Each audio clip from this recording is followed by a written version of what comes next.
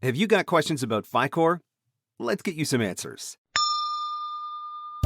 You're a voice actor. You're an entrepreneur. You're a VOPRENEUR. Welcome to the Everyday VOpreneur podcast, your guide through the business of voiceover. You have a great website, right? Well, make sure you host it at some place that doesn't suck. Hey, it's Brad Newman, fellow VO Pro for 28 years and owner of UpperLevelHosting.com. People ask why us, and that's simple. We make it easy, respect your time, save you money, and just make all the magic happen. You don't need to know all the tech stuff when it comes to hosting your website. We got you.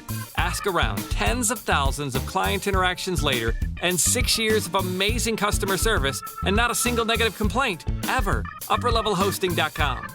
The VOpreneur podcast. Hey, it doesn't suck. Not as funny as Conan. Not as cute as Seth Meyers. Not as smart as Colbert. But he's one of us, and that counts for something. Here's Marc Scott, the original everyday VOpreneur. Hello and welcome to the Everyday VOpreneur podcast, your guide through the business of voiceover. I'm Marc Scott, the original everyday VOpreneur, ready to give you some more actionable, practical advice that you can use to grow your voiceover business. Now, just before we get into this week's episode, I want to tell you about something very exciting. The 12 voiceover gifts of Christmas are returning for 2022. Last year, well over $10,000 worth of prizes were given away, and this year I expect it's going to look very similar. If you want details and you want to get signed up to enter this contest, visit markscottcoaching.com/12VO gifts. That's markscottcoaching.com/12VO gifts. All right, this week we are talking about a subject that a lot of people have questions about, but not a lot of people are willing to talk about. So hopefully by the time we're done with this episode, you'll have some of the answers you were looking for about FICOR. So for many talent, there will come a point when they're faced with a decision to join the union or to not join the union. Now, if all you're ever doing is non-broadcast type work, maybe it won't be an issue. But once you get into more broadcast-related work, commercial, animation, gaming, things of that nature, it's much more likely that it could be a decision that needs to be made down the road. So apart from straight union status, there's something called FICOR, which many of us, myself included, do not fully understand. But we do hear people talking about it all the time. So to help us get a little more insight into the FICOR option is a very successful voiceover agent whose talents have won numerous Voice Arts Awards, and she's booked them on countless major campaigns. Welcome to the show, Lisa Ristau of Impressive Talent. Thank you. So let's start at the very beginning with a basic explanation of what is FICOR. FICOR stands for Financial Core. It seems to be a sort of assistance that SAG-AFTRA offers talent. Once they've become SAG-AFTRA, you can change your membership status to be FICOR so you can do any job without it being limited to being a SAG-AFTRA union job. And so that's the big draw for it, really, because for a lot of voice actors, the non-union stuff tends to be the bread and butter. And the union opportunities that come, those are great opportunities, and sometimes they're very healthy paydays. But if they're not coming consistently, going straight union could potentially be a big financial hit for a lot of voice actors. So that's where the FICOR option comes in. So how does FICOR differ from being in the union then? Well, let's twist this out a little bit here. SAG-AFTRA encourages any new members to convert jobs to be union. Okay. If you convert a job, sure, that's great, but that requires a lot of work and effort. So just say you have Marc here, and then you got another guy who's union, and they want to hire the union guy. He goes, okay, great, let's convert it. That's going to take hours, if not longer, of paperwork. I'm sure it happens, but I don't know how frequent converting something happens. Usually it's a scary thing for people, right? As soon as you go to a client who's hiring non-union and you say, well, I'm union and I want to convert, I think for most, the automatic assumption is now it's going to cost me more money and it's going to get more complicated. And so a lot of clients just don't want to go down that road, which I think is why a lot of voice actors don't specifically want to go down that road. And so again, I guess that's where FICOR comes into the equation in being able to let you play in both sandboxes, so to speak, right? Right. So just say you do go FICOR. You write a letter to SAG-AFTRA saying, I want to go financial core. There is a ruling about it per the Supreme Court of the United States. SAG will frown upon it, make you feel worthless because they have too many of my talent. Yep. Okay. But you go FICOR, you can do anything you want. You are still a SAG-AFTRA member, so to speak. You still have a SAG ID number. Okay. You still pay the same amount as a SAG-AFTRA talent would. Okay. You don't have to tell anyone you are FICOR. When they go to approve you, so just say you book a union job and you are FICOR, or you are SAG-AFTRA, either way. Typically, depending on the job and how it operates, they could ask you for your SAG ID number. If they do, they run the numbers in their system, their secret system, to find out if you're a member in good standing and if you're paid up to date on your dues. Okay. Nowhere do they say this guy or whoever is FICOR. I've only had issues with talent not being paid up to date personally. Okay. So when you go FICOR, you give up a few things of being SAG-AFTRA. You give up carrying your ID. Okay. That doesn't really matter. When you need your ID number, you log in, you use it to pay all the time. Right. Your dues. You cannot state in your promotional materials that you are a SAG-AFTRA talent. Okay. Some people do say they're a union talent. Okay. So you just can't You specify SAG-AFTRA. Right. Okay. You cannot attend any SAG-AFTRA classes, and you cannot vote in the SAG-AFTRA election. Okay. So there is a trade-off, right? There are certain things that you are giving up in order to do the FICOR thing. But I guess, the next question I was going to ask was, if FICOR allows you to do union work, why not just join the union? But I think the answer to that is because as FICOR, it's so much easier to do non-union work then. Is that the logic?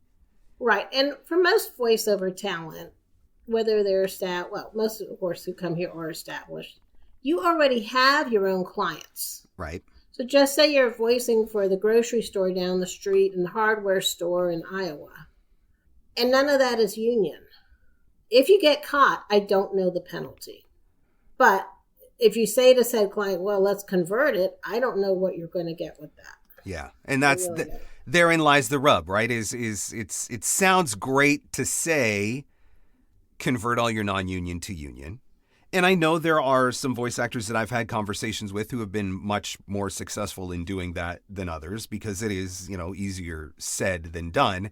And so that's the trade-off. If you don't want to give up all of that non-union work, if you don't want to lose out on all of that income from that client base that you've built up, but you still want to have the option to participate in union jobs, then FICOR is a way that allows you to do both of those things. So what genres of voice work would a talent be consistently booking in if they're thinking about a decision of whether or not to do union or FICOR? Does one lend itself to the other, or how does that work? Pretty much commercial, potentially like animation, things like that, where they're seen and heard a lot.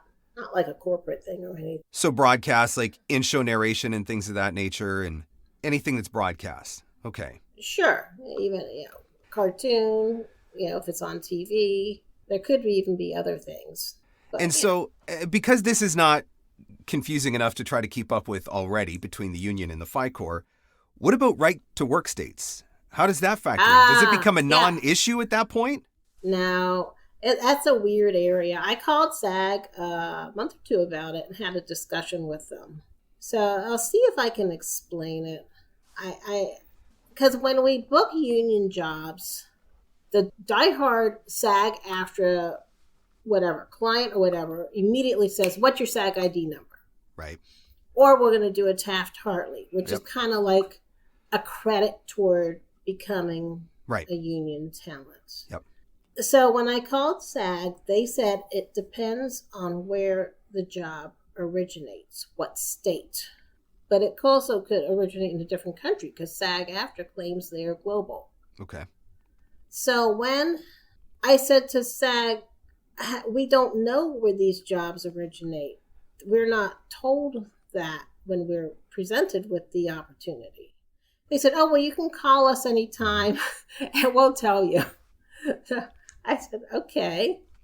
But I will say for voiceover specifically, because I do deal with on camera, the majority, gosh, in the past year or so, maybe once has someone asked for someone's SAG ID out of maybe 15, 20 union jobs, if not more.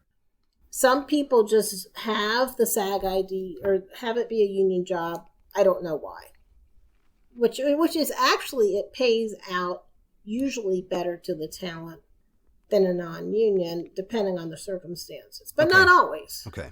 When I spoke to SAG, I had a client who reached out saying they only wanted union talent. They said the client is not allowed to ask for that.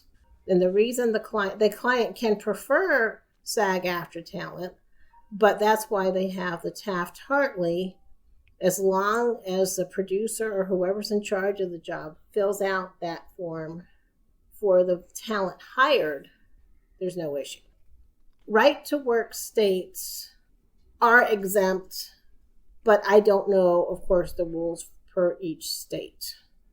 But I have many talent who are in right to work states, voice talent, and they say they never have to join because of that. Yep. So when you see an occasional job that says you must be a SAG-AFTRA member, you all need to know that's not true per SAG. Okay.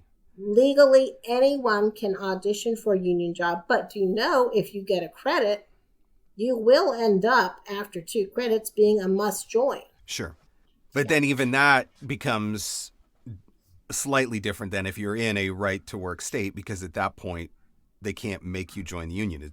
Am I understanding that correctly? So really, That's if you're the way I understand it. So if you're in a right to work state, the whole union FICOR conversation really becomes irrelevant at that point, because you can just do the work that you want to do and it doesn't really matter. So if you're outside of the right to work state, that's where the SAG versus FICOR thing becomes a little bit more relevant. Now, you did touch on this a little bit. If someone decides to go FICOR versus straight union, there are some things that they miss out on.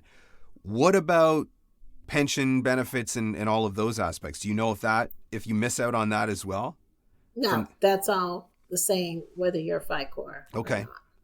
But I've been told that recently SAG-AFTRA has upped the required income a talent must have to qualify for their insurance. And I don't know if this is true, but they mentioned that residuals do not count into that calculation now. So that's something which else is baffling. As we come to the end of 2022, many voice actors have started to see a decline in their business, and a lot of people are worried about what's happening with the global economy. So what can you do as a voice actor to recession-proof your voiceover business if a recession does in fact hit? Well, I can tell you what I'm doing. I'm doubling down my efforts on marketing. I know that there are companies that are slowing down. I know that there are companies that are spending less, but I also know that in times of recession, there are companies that ramp up. There are new startups that come into play and turn into multi-million-dollar companies. We've seen it time and time again throughout history. So am I backing away? Am I getting worried? Am I getting stressed? Absolutely not. I am doubling down on my marketing efforts. I'm going to make sure that if there are clients that are out there that are still hiring voice actors, I'm going to find them and they're going to know about me. I think you should be doing the same thing.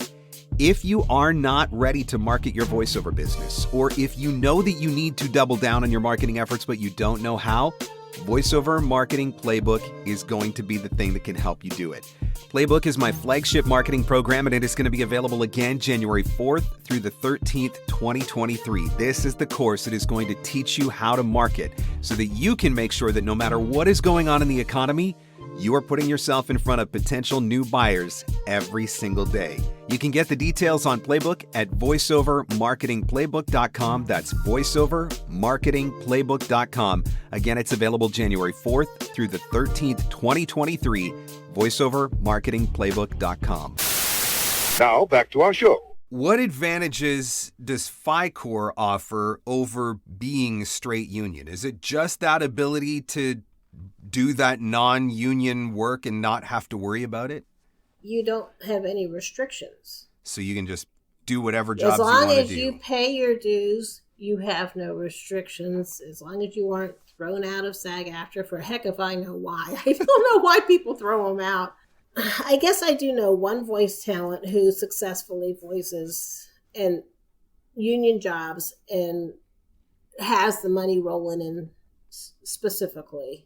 But for voice talent, I think every one of my voice talent submit across the board, even if they're SAG-AFTRA. Right. And some maybe not as much as others. I recently had one talent who told me in an email, I am only submitting for union jobs now. I said, that's not how we work here. I said, my agency is set up to either be FICOR or non-union. I can't have you only submitting for union jobs. You're not going to have much to audition for, number one. Number two, I need you to participate. She goes, well, I don't want to go against your rules, so I let her go. And this is a gal who wants to climb up the ranks and be a SAG officer. Okay. I don't know why, but that's what she wants. Yep.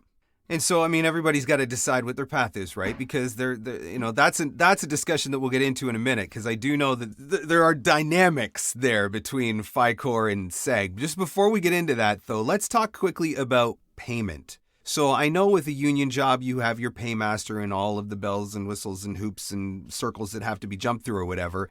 How does payment work for FICOR? Is there still a whole process that it has to go through? Yeah, in the United States, you have to fill out an I-9 form, a W-4. So the I-9 is a Homeland Security form. Okay. The W-4 is your tax form. Some people replace it with the W-9 if they have an EIN number. And you have to show ID. So if you're not a legal resident of the country, sometimes there's a little bit of bumps there. So if you're getting asked for some of these pieces of paperwork, just know that this is normal standard procedure, that you don't need to push back about giving out this information. This is the way that it works if you want to get paid, basically. And with that, your social security number and your personal information is on these forms that are sent to me, which are then sent to whoever manages said job, which goes then to their payroll, which goes then to their paymaster. And so that's all normal process. So don't freak out if you're getting asked questions and getting asked for those types of documents. So I know we touched on this a little bit as well, that if you're FICOR, you can't specifically state that you are SAG-AFTRA. You can mention that you're union, but you can't specifically mention SAG-AFTRA. How do you bring it up in a conversation with a potential client? So maybe that you've got a client who's looking to hire union, and because it can be a sensitive subject sometimes, FICOR versus SAG-AFTRA and whatnot, is there a way that you just say straight up, I'm FICOR, and that's the end of the conversation? It's not a sensitive subject to people hiring talent. It's only a super sensitive subject to SAG-AFTRA. Okay. People, as long as you have a SAG ID number, if they ask for it, whether you're FICOR or not, you still have a number. And so then it but doesn't, if you're doesn't not, matter. No. Okay. But if you're not, then you say, well, do a Taft-Hartley. There's no other route. Well, sometimes for video games, if I have someone book a video game and they live in Europe, they'll convert the union job to non-union and just send me a payment just because of the tax paperwork, so to speak. Right. So it's funny because, as we're talking about the subject, and there's a part of me that feels like I'm broaching a conversation of Republican versus Democrat and trying not to upset somebody on the political spectrum, right? But that's legitimately how the conversation sometimes goes between FICOR and SAG-AFTRA. SAG-AFTRA is obviously very sensitive about that. They want everybody to be SAG-AFTRA. And so I do get the feeling that FICOR is sometimes looked down upon, which does become a red flag and a concern for voice actors who are, worried that if they go FICOR, there's a negative perception that's going to come along with that. So I'm curious, from an agent perspective, do you care? Oh, I prefer people to be FICOR. People call me every month who are my voice talent. They'll say, Lisa, yeah, I'm FICOR now. Don't tell anyone. Okay, great. Or they'll come to me, Lisa, I'm sag-aftra now. I say, why? I say, do you need the copy of the FICOR letter to mail to sag-aftra? So from your perspective, from an agent perspective, there's actually the advantage to being FICOR because it keeps your talent open to more opportunities. And you're my opportunities hear more voices. Yeah. And so you're not seeing any kind of pushback or negative perception from a hiring standpoint. You're saying the people that are doing the hiring, they don't care one way or another. At times, I have had to educate these people. Sure. Knowing I'm risking losing the job, I explain. They're like, one guy once, I have to have a SAG talent. I said, whoa. I sent him a bunch of talent and they were mixed. And they picked a guy, he was non-union. They said, we want him, what's his SAG ID? I said, he doesn't have one. He has to have one. I said, no, he doesn't. And I educate them. And I take a risk losing them, but I explain that that's not good. You pick the voice you want, and this is how it's done. Yep. So it's interesting then, because of all the negative perception that is out there and the sensitivity that the subject gets treated with, it really is primarily just coming from the union that obviously wants to stick to a union agenda, which is their right to do so. But when we're talking strictly from a talent perspective, from an agent perspective, from a client and hiring perspective, nobody really cares at the end of the day one way or another. Or at least that's what it sounds like. There are some SAG signatory agents and producers and stuff out there. Sure. But even them, they still sometimes send out non-union jobs.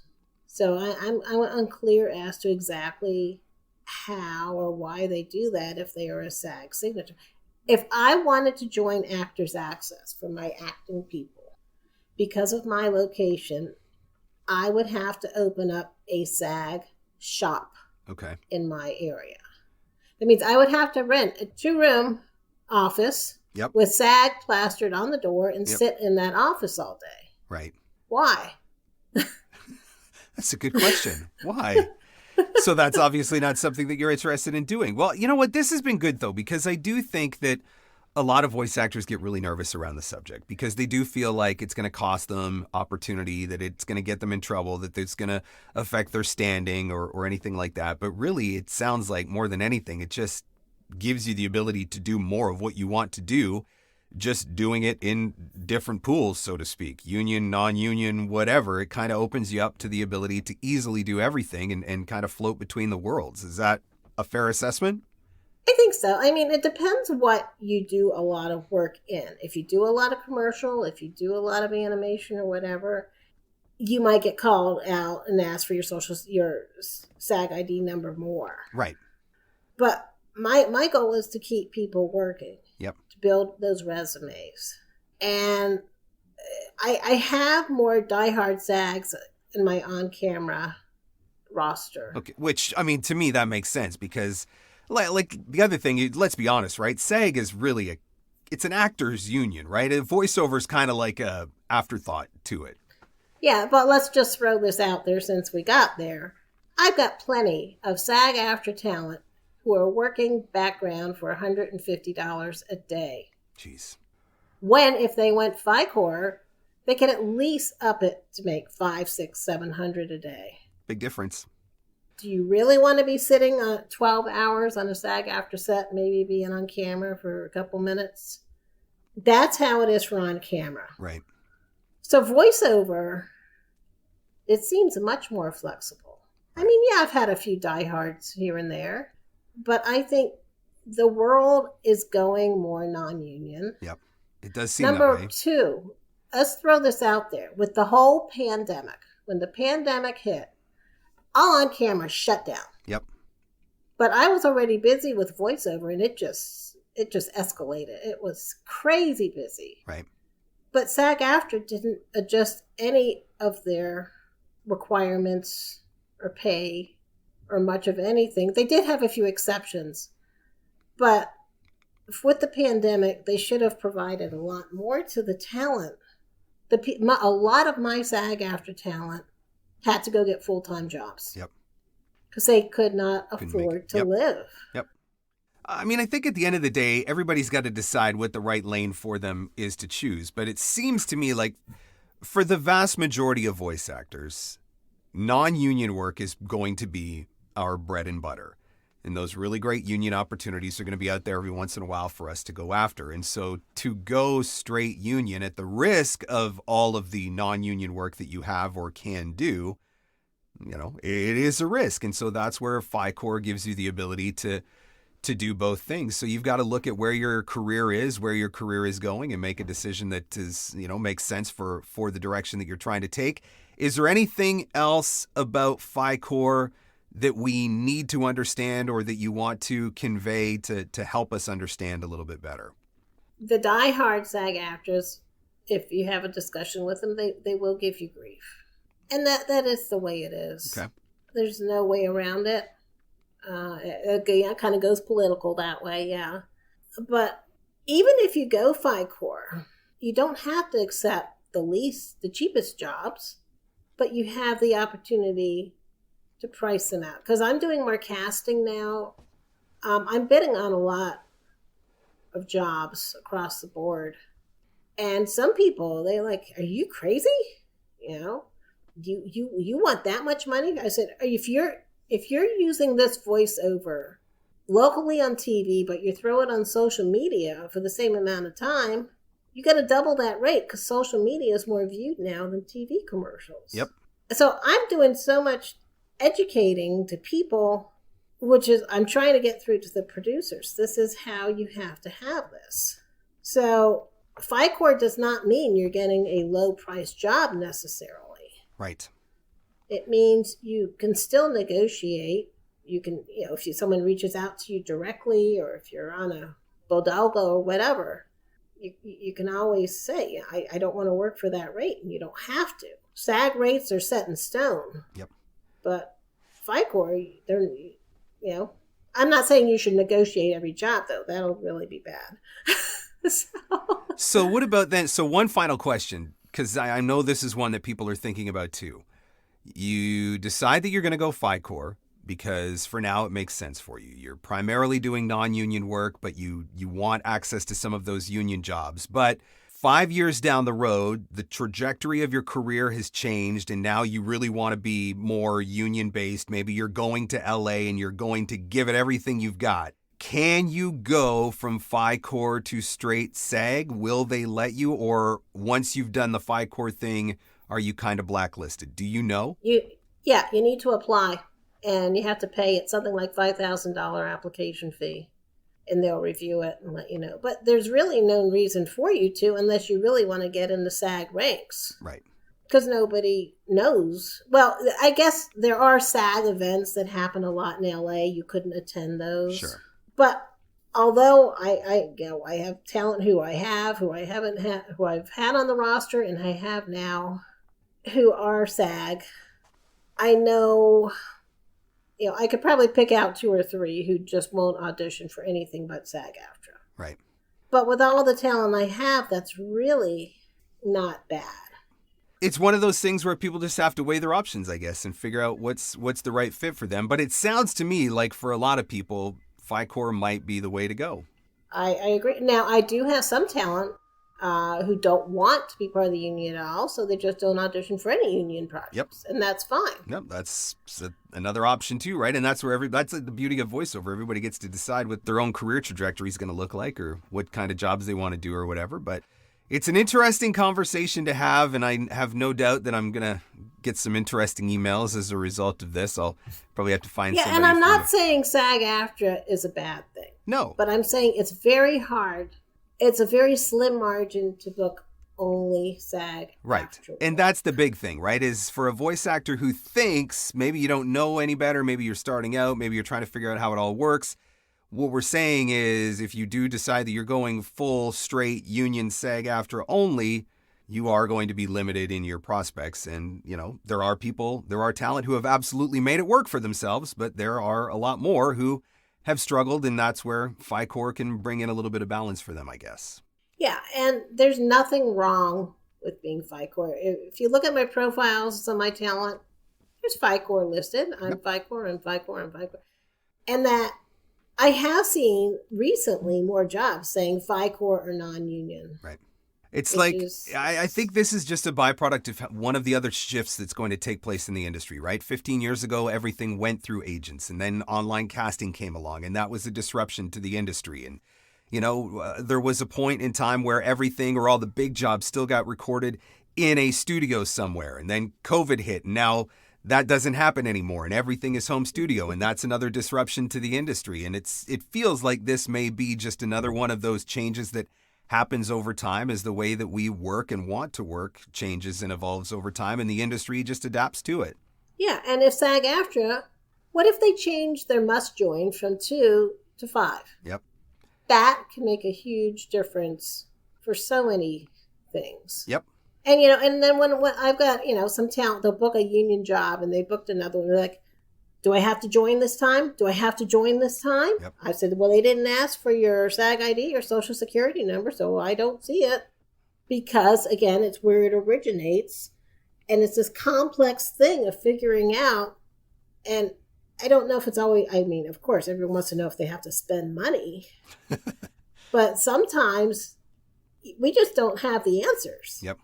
We don't, unless you want, if I have to call SAG, I call SAG in Los Angeles. They answer the phone the most. They have huge things. They research multiple departments. If I call my local SAG place, they never answer the phone. So Interesting. Well, Lisa, this has been really good. And I think for anybody that didn't really have an understanding of FICOR, if nothing else, hopefully we've educated people a little bit more on it. Hey, I'm Canadian. I'm not union. I'm not FICOR. I got no skin in the game either way. So I can be Switzerland here. I'm the neutral party that's just presenting some information, but it is something that gets asked about a lot, and there's not a lot of information on it. It's a subject that not everybody wants to talk about. And so I do appreciate you giving us a little bit of time and sharing a little bit of your wisdom to help us get a little bit better understanding of how FICOR works. So thank you so much for that. Sure. So does that answer some of your questions about FICOR? Does that ease some of the stresses, some of the worries, some of the concerns that maybe you've had about the possibility of going FICOR over going straight union? Hopefully this interview and this episode has given you some of the information that you need to help make a better and more informed decision. And I want to say thank you to Lisa for everything that she shared. If you've enjoyed this episode, can you do me 2 quick favors? First, can you take a minute to leave a review on Apple Podcasts or wherever you enjoy listening to the Everyday VOpreneur podcast? A 5-star review would be very much appreciated. And also, let me know that you're listening. Tag me in your Instagram stories. You can do that at Marc Scott. That's how you can tag me on Instagram, at Marc Scott. Don't forget about the 12 voiceover gifts of Christmas, by the way, if you haven't signed up yet. Details at marcscottcoaching.com/12VO gifts. Thanks so much for listening, and I'll catch you on the next one. The Everyday VOpreneur podcast. Available everywhere fine podcasts are given away for free. Mostly, we think. Having your voiceover demos easily playable and downloadable on your website is essential. The VoiceZam player lets you do that across any device and browser. There are also options for adding play buttons in your email signature, tracking your listens, and even putting videos in your demo player. Sign up now at voicezam.com/Marc Scott and receive an instant $25 credit. For full details and to claim this offer, visit voicezam.com/Marc Scott. And scene. And that's a wrap. Thanks for hanging in. Thanks for hanging out. Want more VOpreneur goodness? Jump online at VOpreneur.com.